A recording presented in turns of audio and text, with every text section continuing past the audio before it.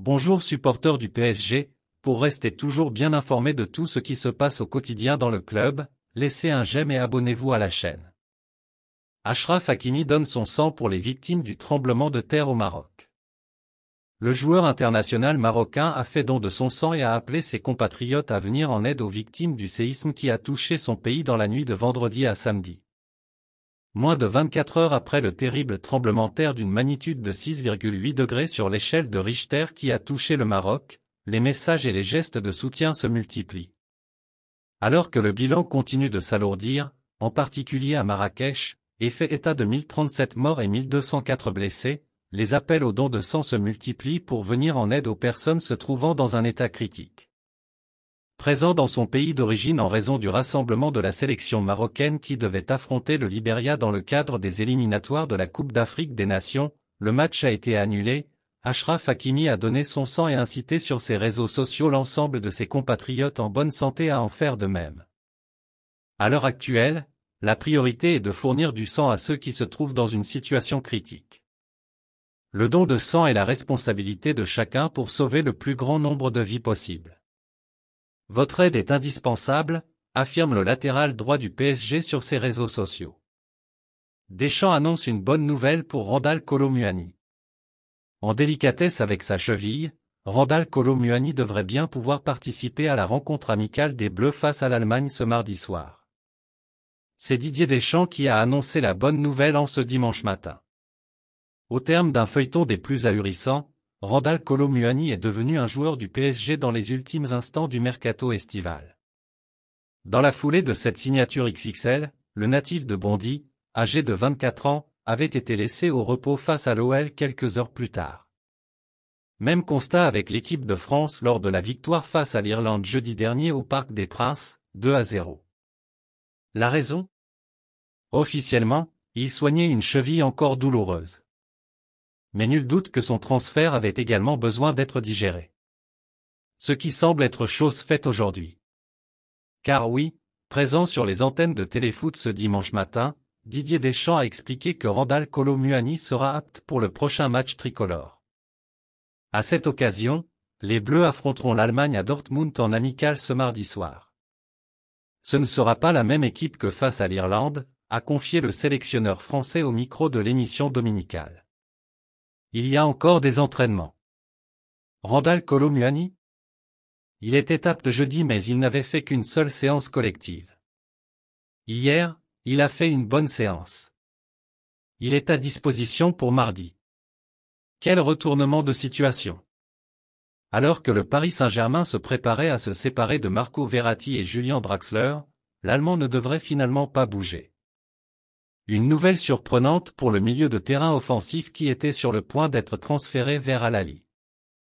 Mais tout est train de capoter.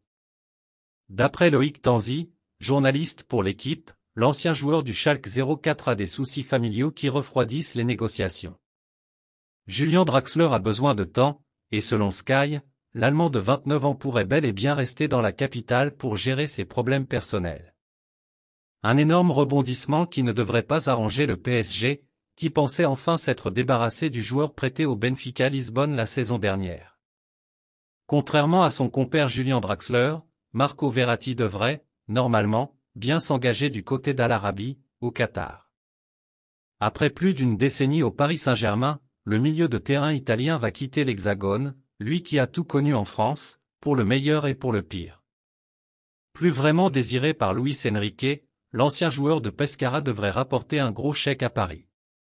D'après les informations de l'équipe, le transfert de Marco Verratti à Al-Arabi devrait permettre au PSG de renflouer les caisses à hauteur de 50 millions d'euros bonus compris. Une enveloppe conséquente pour un joueur trentenaire, qui ne va pas déplaire aux Parisiens, peu habitués à de telles ventes. L'opération devrait se finaliser dans les prochains jours. Très utile en ce début de saison avec le Paris Saint-Germain, Marco Asensio semblait être arrivé affûté dès la reprise des championnats. Malheureusement, l'ancien ailier du Real Madrid s'est blessé vendredi soir lors du match entre la Géorgie et l'Espagne, 1-7. Une bien mauvaise nouvelle pour le Parisien, passeur décisif pour l'ouverture du score d'Alvaro Morata, mais qui a dû être remplacé avant la mi-temps, souffrant d'une contusion.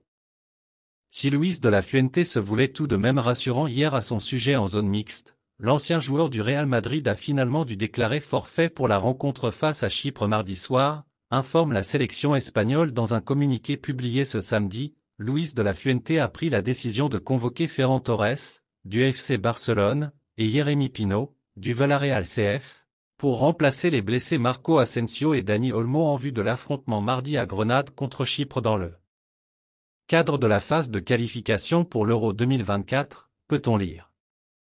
Quelque peu à la surprise générale, l'ailier Ousmane Dembélé, 26 ans, 3 matchs en Ligue 1 cette saison, a quitté le FC Barcelone cet été pour le Paris Saint-Germain. Un choix fort justifié par l'international français, pourtant très apprécié par son ex-entraîneur Xavi en Catalogne. J'ai parlé avec le coach, Luis Enrique, et son président, Nasser Al-Khelaifi, qui m'ont dit leur projet. De revenir en France, cela me faisait aussi plaisir. Cela faisait longtemps que je n'étais pas revenu jouer ici. Après plus de 7 ans à l'étranger, revenir en France dans un grand club comme le PSG, ça fait plaisir. Tout se passe bien, on a un très bon coach et le discours du président m'a plu. Je vais tout faire pour faire une grande saison et puis il y aura l'Euro ensuite, a expliqué le natif de Vernon ce dimanche dans l'émission Téléfoot. Lors de son entretien, Dembélé s'est aussi enflammé pour l'équipe de France, estimant que le groupe actuel était le meilleur dans lequel il a évolué. Un bras droit de Joan Laporta n'a pas manqué de tacler Ousmane Dembélé après son départ au PSG. Le départ d'Ousmane Dembélé a laissé des traces qui n'a pas plu à Eric Mazip, conseiller de Joan Laporta, évidemment, que je suis déçu. Tout le monde doit être déçu par les formes. J'aime les bons joueurs, mais je préfère les joueurs engagés. Si vous avez les deux, parfait. Dembélé a déjà montré son peu d'engagement lorsqu'il n'a pas renouvelé. Je préfère un joueur qui me donne un 7 ou un 8 à un autre qui me donne un 10 et 2 jours plus tard, il va dans une autre équipe pour gagner plus. Il est très facile d'embrasser le fanion lorsqu'on marque un but ou qu'on vend de la fumée sur les réseaux sociaux. Il est légal de vouloir gagner plus, mais quand on s'engage, on ne regarde pas l'argent et on ne dit pas une chose un jour et une autre un autre. Je préfère jouer avec un garçon de la carrière ou avec Rafinha, qui donne tout à chaque entraînement, plutôt qu'avec quelqu'un qui te donne un 9 un jour et un 3 le lendemain. C'est la fin de cette vidéo, merci d'avoir regardé et n'oubliez surtout pas de mettre vos avis dans les commentaires.